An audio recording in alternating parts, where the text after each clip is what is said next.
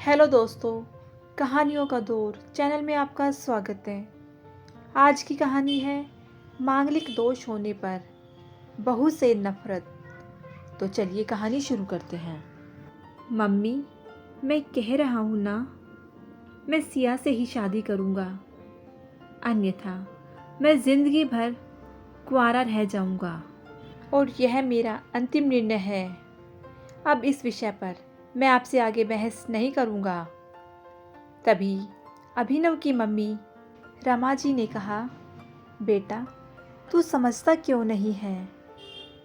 हमने तेरे सामने सिया की जन्म कुंडली पंडित जी को दिखाई थी ना, और उन्होंने सिया की कुंडली में मांगलिक दोष बताया है। अब तू बता, सब कुछ पता होते हुए हम तेरी शादी एक मांगलिक लड़की से कैसे कर दें? तू जानता नहीं कि मांगलिक दोष वाले की जीवन साथी की मौत जल्दी हो जाया करती है। इसलिए तुझे मैं समझा रही हूँ, तू भूल जा सिया को। रमा जी ने अभिनव को बहुत समझाया, पर अभिनव का कहना था कि जब मैंने सिया से प्यार किया था, तब मैंने उसके साथ प्यार करते हुए जन्म कुंडली का मिलान नहीं किया था। ना ही मैं इन मिलानों को मानता हूँ। इसलिए अब मैं शादी करूँगा तो सिर्फ सिया से, और यह मेरा आखिरी फैसला है। आखिर रमा जी को अपने बेटे की जिद के आगे झुकना पड़ा और पंडित जी के द्वारा बताए गए अनुसार सिया के मंगल दोष को दूर करने के लिए अभिनव के साथ शादी करने से पहले सिया की शादी एक पेड़ के साथ करवाई गई और उसके बाद सिया ने अभिनव से शादी की। सिया दुल्हन बनकर अभिनव के घर आई, पर रमा जी को सिया का मांगलिक होना अभी भी खटक रहा था और रमा जी उसे दिल से नहीं अपना पा रही थी। और घर में कुछ भी परेशानी आती तो उसका दोष सिया को ही दिया जाता। लेकिन सिया पढ़ी लिखी संस्कारी लड़की थी और वह अपनी सासू माँ से मिले इन बेवजह आरोपों को अपने दिल से नहीं लगाती थी। और ऐसे ही ससुराल में उसके दिन कट रहे थे। एक दिन अभिनव ऑफिस से जल्दी घर आ जाता है। तब रमा जी ने उससे पूछा, बेटा आज जल्दी कैसे आ गया? तब उसने बताया, माँ आज सुबह से ही सिर दर्द और बहुत कमजोरी महसूस हो रही थी, इसलिए ऑफिस में काम करने की हिम्मत ही नहीं हुई। तब रमा जी ने कहा, चल बेटा जल्दी कर, हमें डॉक्टर के पास चलना चाहिए। तब अभिनव और रमा जी डॉक्टर को दिखाने गए। डॉक्टर को दिखाने के बाद मालूम पड़ा कि अभिनव को पीलिया हो गया है और दोनों जैसे ही घर लौटे, रमा जी ने घर को सिर पर उठा लिया और कहने लगी, जब से यह लड़की हमारे घर में आई है, तब से हमारे घर में परेशानी और बीमारियां भी साथ लेकर आई है। इसके कदम ही अशुभ हैं। अब देखो, इसका मांगलिक दोष हमारे बेटे पर भी असर करने लग गया है। कल को अगर मेरे बेटे को कुछ हो गया तो कौन जिम्मेदार होगा?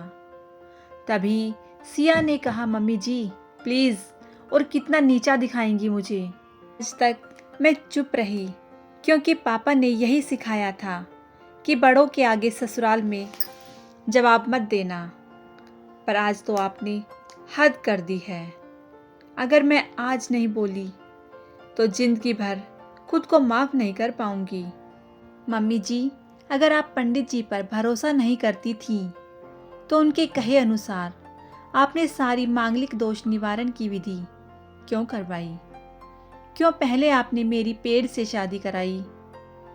दोष मेरा मांगलिक होना नहीं है, बल्कि दोष तो मेरा आपकी बहू होना है, क्योंकि घर में जाने अनजाने में कुछ भी परेशानी आती है उसको आप मुझसे जोड़ देती हैं। और जब कोई सास अपनी बहू से सिर्फ नफरत कर रही होती है, तब यह दोष बेटे बहू को नहीं, पूरे परिवार को परेशानी में डाल देता है।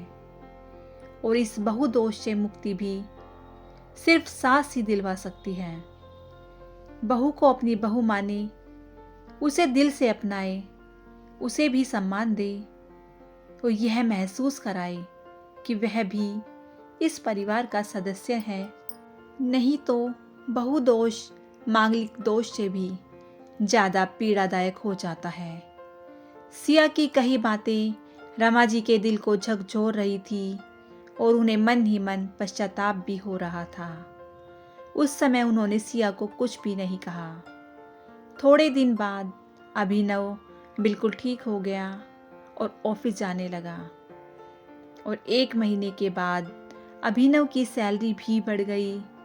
तब उसने घर आकर इसका श्रेय सिया को दिया तो रमा जी बोली, हाँ सही है बेटा, तू तो सारा श्रेय बहू को ही देगा। तेरी माँ का आशीर्वाद भी तो तेरी प्रगति के पीछे रहता है, तेरे साथ। तू तो मुझे श्रेय देना ही भूल गया।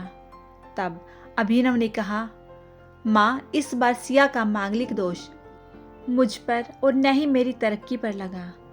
और माँ, जब हम बुरी परेशानियों का श्रेय सिया को देते हैं तो अच्छे कामों का श्रेय भी तो सिया को ही देना चाहिए। तो इसलिए आज का सारा श्रेय सिया को जाता है, अभिनव ने हंसते हुए कहा। तब सिया बोली, अभिनव, तो क्या तुम भी मुझे ऐसा समझते हो? तब अभिनव ने कहा, नहीं सिया, बिल्कुल नहीं, बल्कि मैं तो माँ को यह समझाना चाह रहा हूँ कि सुख दुख हमारे जीवन का हिस्सा है और कभी जीवन में खुशियाँ आती हैं तो कभी गम भी आते हैं। इसके लिए हमें परिवार के सदस्य या अपनी बहू को दोष देना उचित नहीं है। तभी रमा जी बोली, बेटा सही कह रहा है तू, और तेरी तरक्की ही बहुत है मुझे इस झूठे दोषों से बाहर निकालने के लिए। आज मैं यह कसम लेती हूँ कि आज के बाद सिया को किसी भी बात का दोष नहीं दूंगी। यह सुनकर सिया आज बहुत खुश थी, क्योंकि आज उसको उसकी सास ने मांगलिक दोष के साथ साथ बहु दोषों से भी मुक्ति दे दी थी। तो दोस्तों, कैसी लगी आपको ये कहानी? मुझे कमेंट करके ज़रूर बताइएगा। यदि कहानी अच्छी लगी हो तो कहानी को लाइक कीजिएगा, शेयर कीजिएगा और मेरे चैनल को सब्सक्राइब करना बिल्कुल ना भूलिएगा। कहानी सुनने के लिए बहुत बहुत धन्यवाद।